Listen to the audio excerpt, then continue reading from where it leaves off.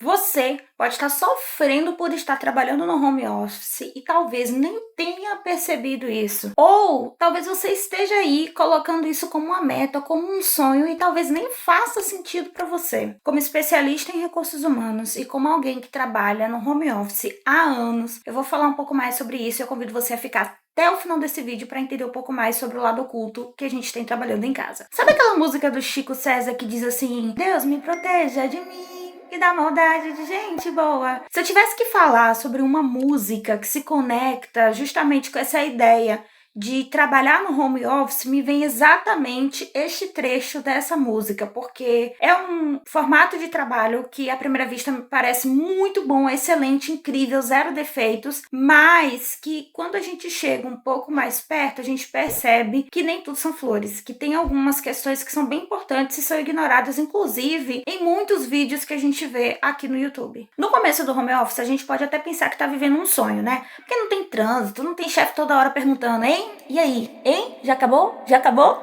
Né? A gente pode ter mais tempo em casa, e é nisso que a maioria das pessoas acaba se concentrando. Mas eu acho que se você tá aqui num vídeo como esse, é porque você não quer ver mais do mesmo, você quer realmente saber de coisas que as pessoas não costumam falar. Então eu vou trazer alguns pontos aqui pra você avaliar, ver se faz sentido pra sua realidade, e também trazer como você pode driblar cada uma dessas situações que eu vou discutir aqui com você. O primeiro ponto que quem trabalha em home office pode passar é a questão da invisibilidade. No presencial, o simples fato da gente entrar no escritório, entrar na empresa, tomar um café, já mostra alguma coisa tipo assim: tô aqui, hein? E tem gente que mostra que chegou, que tá por ali, até pelo perfume, pelo jeito de andar. São coisas simples, gente, que não estão conectadas ao trabalho, mas isso gera uma comunicação ali para a liderança, ou para a empresa, ou para os colegas, de presença, né? Isso gera uma memória na cabeça de quem tá ali. Enquanto que a gente que trabalha no remoto, né, acaba virando ali um quadradinho na tela, no Teams, no Zoom ou no Meet, né? Pode ser que com essa modalidade de trabalho a gente tenha a sensação de que o nosso trabalho pode não estar sendo visto. E aí,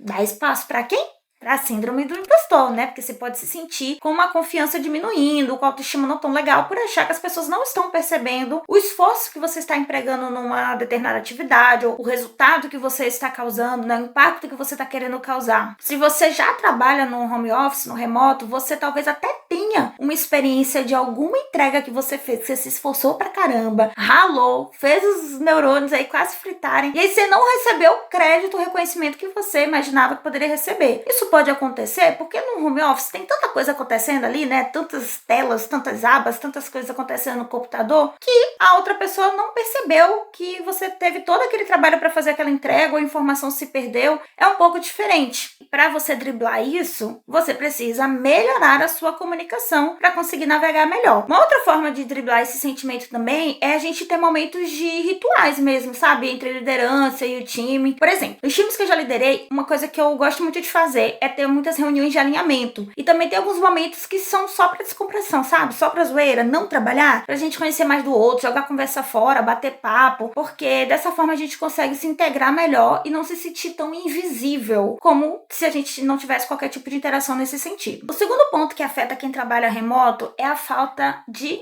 rituais. Aqui no Brasil, a gente gosta muito de fazer comemorações, né? De marcar alguns momentos específicos da nossa vida. A gente faz festa de formatura no ensino fundamental, no ensino médio, na faculdade, no curso técnico. A gente faz almoço de boas-vindas, cafezinho depois do almoço. Tudo a gente quer fazer uma comemoração, ter algum momento ali que crie conexão, que crie um peso simbólico. Só que no home office, alguns desses ritos podem desaparecer. Primeiro dia de trabalho, que antes era uma super conquista, né? Às vezes os pais iam lá acompanhar o marido, a esposa, algum amigo, né, no primeiro dia de trabalho. Isso pode desaparecer, vira só um login ali no computador. E sem esse ritual, pode ser que a gente fique com uma certa desconexão, sabe? Quando você, por exemplo, muda de uma empresa remota para outra e o trabalho é muito parecido, pode até dar aquela ideia que você só trocou de máquina, né? Tudo online, tudo no mesmo formato, você tá ali trabalhando no mesmo lugar, as mesmas atividades, muda um pouquinho um sistema ou outro, né? Então, esse é um processo que pode acontecer. E se a gente conecta lá com o primeiro ponto que eu falei pra vocês da invisibilidade, pra quem tá tentando crescer na carreira, pode ser ainda mais desafiador, porque se você não tá se sentindo percebido e você não tem ritos, não tem momentos pra você se conectar com as pessoas, conhecer, mostrar o seu trabalho, o contexto pode ficar ainda mais difícil ali, você não sabe direito o que fazer pra conseguir se destacar, né? Mas é possível, eu sou super fã do home office, gosto muito, trabalho, indico, né? A questão é que a gente precisa mudar o como a gente faz as coisas, é mudar a estratégia, mudar o como a gente comunica, mudar o como a gente mostra o nosso trabalho para os colegas e para a empresa. O que eu costumo fazer para driblar especificamente essa questão da falta de rituais e do distanciamento é criar alguns eventos online mesmo. Então, por exemplo, eu gosto muito de ter momentos, além de descompressão que eu falei ali, né, gerais, de happy hour,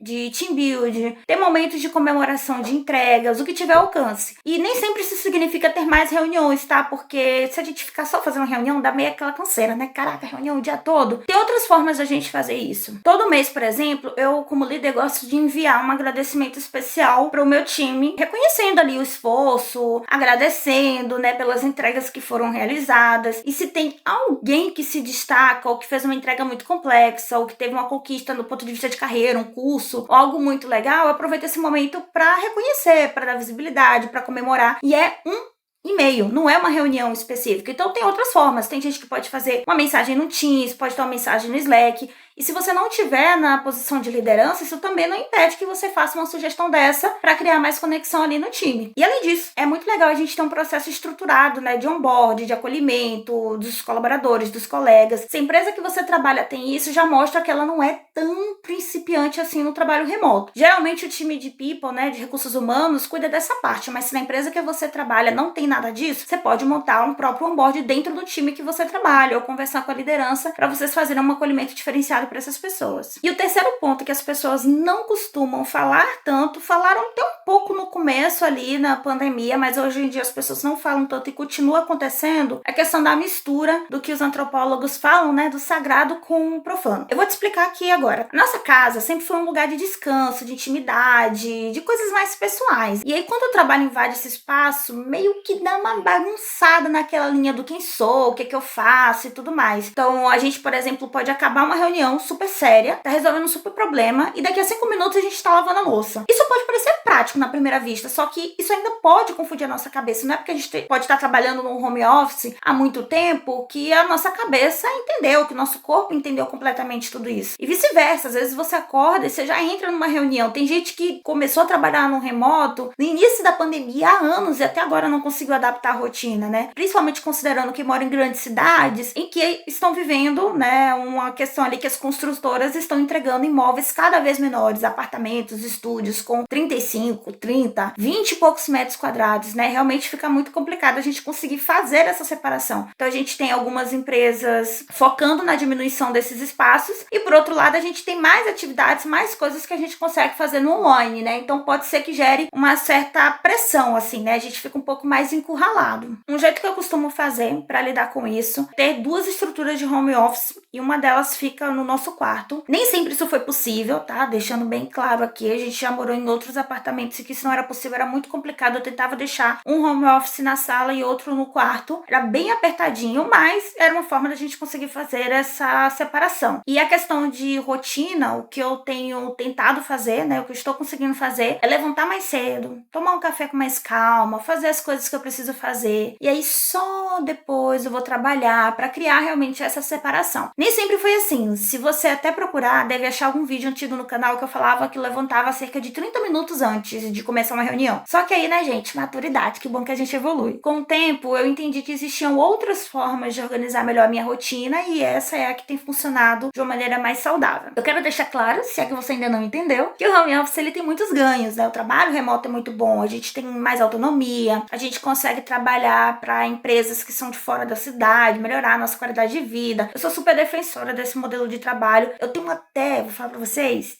dificuldade de imaginar minha vida tendo uma rotina que eu tinha quando eu comecei minha carreira, que era presencial 6x1, né? Que eu sei que muita gente tem essa modalidade de trabalho que eu espero que acabe em algum momento. Mas se a gente não olha para esses aspectos ocultos do home office, a gente acaba romantizando algo que também pode travar a sua carreira. Eu sou muito defensora desse formato de trabalho, mas a gente precisa entender esses aspectos para aprender a contornar as consequências, né? As coisas que não são tão legais. Tudo na vida tem os prós e contras, então por isso que é importante a gente olhar para isso. E falar sobre tudo isso não é reclamar, tá, gente? É olhar para a realidade. Falar sobre coisas que são menos populares nos ajuda a pensar criticamente e criar estratégia para lidar com essas questões. Inclusive, existem muitas outras práticas, muitos outros aspectos do home office que as pessoas não falam. E eu até gostaria de contar com você para continuar essa conversa escrevendo aqui nos comentários. E antes que você vá embora, para aí. Eu não tô pedindo pra você fazer isso apenas porque o algoritmo do YouTube gosta, quando você curte, comenta, compartilha e se inscreve aqui no canal, né? Que já fica a dica aí. Mas porque isso tudo vai além da nossa realidade. Tem uma geração inteira que está ressignificando o jeito de trabalhar. E a nossa contribuição aqui na internet pode ficar eternizada e ajudar outras pessoas que estão precisando de novas ideias, que estão precisando de ampliar o repertório para saber como se posicionar com esse formato de trabalho. Tem coisas que pra gente pode ser óbvio, mas para outras pessoas que estão começando na carreira não são, então por isso que eu gostaria de contar também com a sua contribuição. E se você quiser entender um pouco mais sobre a sua relação com o trabalho e sobre o home office, veja esse outro vídeo que vai estar aparecendo aqui na tela pra gente continuar essa conversa. Além disso, eu deixei 2 links na descrição que vão te ajudar a viver melhor nessa modalidade de trabalho que é tão querida e que nos permite ter tanta qualidade de vida.